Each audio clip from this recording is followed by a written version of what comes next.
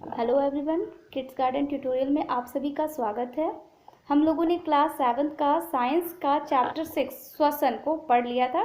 ठीक है, सो आज हम लोग उसके क्वेश्चन आंसर्स के सॉल्यूशन देखेंगे। ठीक है, तो बने रहिए वीडियो के साथ।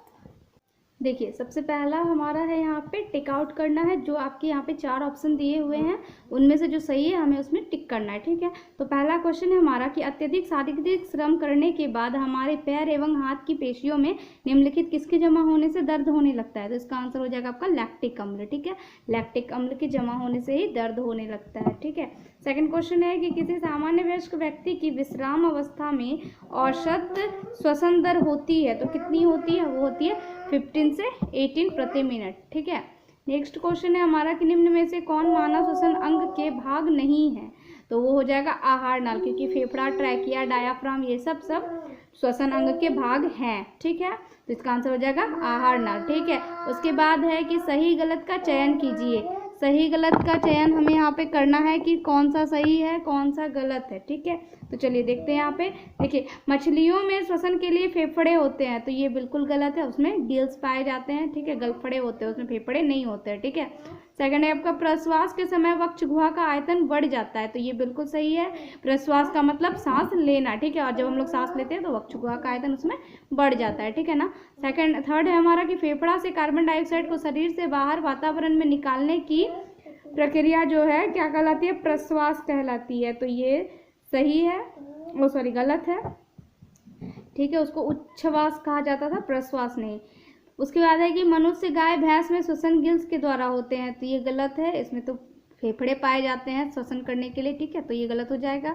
उसके बाद हमारा यहाँ पे देखिए खंड क से खंड ख को मैच करना है हमें। ठीक है, तो यीस्ट हो जाएगा अल्कोहल, डायाफ्राम हो जाएगा वक्ष गुहा, त्वचा हो जाएगा केचुआ, मछली गिल, पत्तियां रंध्र। ठीक है, ये सब यहाँ पे इसके श्वसन अंग बताए गए हैं। ठीक है, उसके बाद देखिए हमारा क्वेश्चन आंसर शुरू हो जाता है। तो चलिए हमारा क्वेश्चन आंसर देख लेते हैं हम लोग। देखिए, सबसे पहला क्वेश्चन है हमारा कि वायवीय और अवायवीय श्वसन के बीच समानताएं और अंतर बताइए। ठीक है, यानी कि वायवीय और अवायवीय श्वसन में कौन सी समानताएं हैं और कौन सी असमानताएं हैं। ठीक है, तो यहाँ पे देखिए वायवीय और अवायवीय श्वसन के बीच यही समानता है कि दोनों प्रक्रिया में ग्लूकोज के विखंडन के उपरांत CO2 तथा ऊर्जा का उत्पादन होता है। ठीक है, ये सेम है दोनों में, परंतु दोनों में अंतर यही है कि वायवीय श्वसन के उपरांत जल बनता है तथा अवायवीय श्वसन के उपरांत अल्कोहल बनता है। ठीक है, इसमें हम लोग एक चीज और ऐड कर सकते हैं, यहाँ मैंने नहीं लिखा है पर हम लोग ऐड कर सकते हैं कि वायवीय श्वसन जो है वो ऑक्सीजन की उपस्थिति में होता है, जबकि अवायवीय श्वसन जो है वो ऑक्सीजन की अनुपस्थिति में होता है। ठीक है, तो ये भी उसमें एक डिफरेंस हो जाएगा। ठीक है ना। उसके बाद देखिए अवायवीय श्वसन के फलस्वरूप बनने वाले पदार्थ क्या है जब ये पेशी में होता है।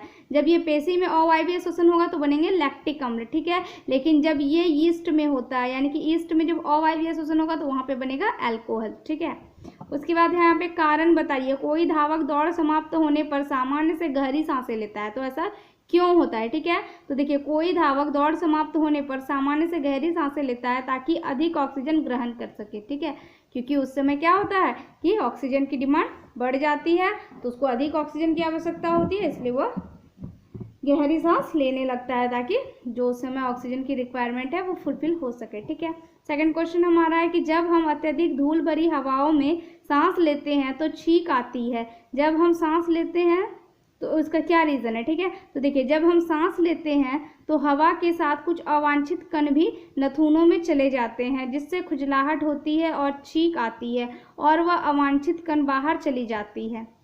ठीक है, तो यही उसका रीज़न है। उसके बाद देखिए सेकंड क्वेश्चन, अगला क्वेश्चन हम लोग बढ़ने से पहले देखिए, अगर प्लीज़ वीडियो पसंद आया हो तो प्लीज़ वीडियो को लाइक कीजिएगा, शेयर कीजिएगा और सब्सक्राइब भी कीजिएगा ज़रूर से। ठीक है, चलिए हम लोग अगला क्वेश्चन देखते हैं। अगला क्वेश्चन हमारा कि जब हमें नींद आती है तो हम जमाही लेने लगते हैं, ऐसा क्यों होता है? नींद आने पर ऑक्सीजन की मांग बढ़ जाती है, जिसके कारण मुंह से भी श्वसन की क्रिया होती है, जिससे जमाही आना कहते हैं। ठीक है, उसके बाद अगला क्वेश्चन है हमारा कि वायु में उपस्थित कौन सी गैस अवायवीय श्वसन के लिए ज़रूरी है। श्वसन में ऑक्सीजन की क्या भूमिका है।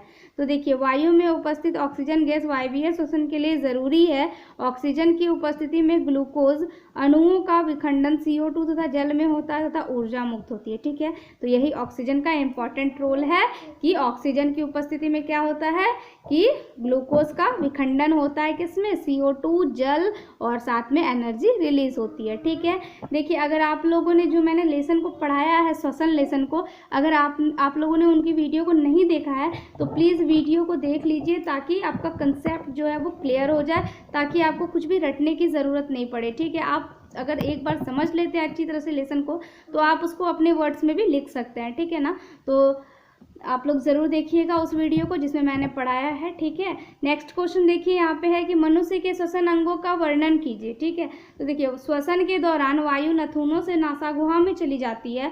नासा गुहा से वायु श्वास नली से होकर हमारे फेफड़ों में जाती है। फेफड़े वक्ष गुहा में स्थित होते हैं जो पसलियों से घिरी रहती है। डायाफ्राम वक्ष गुहा को आधार प्रदान करती है, अतः श्वसन के समय पसलियाँ ऊपर और बाहर की ओर गति करती है और डायाफ्राम नीचे की ओर गति करती है, जिससे फेफड़ा वायु से भर जाती है। उच्च श्वसन के समय पसलियाँ नीचे और अंदर की ओर आ जाती हैं, जबकि डायाफ्राम ऊपर की ओर अपनी पूर्व स्थिति में आ जाती है, जिससे वायु फेफड़े से बाहर ढकेल दी जाती है। ठीक है, तो ये पूरा प्रोसेस है श्वसन अंग का। ठीक है, थैंक यू।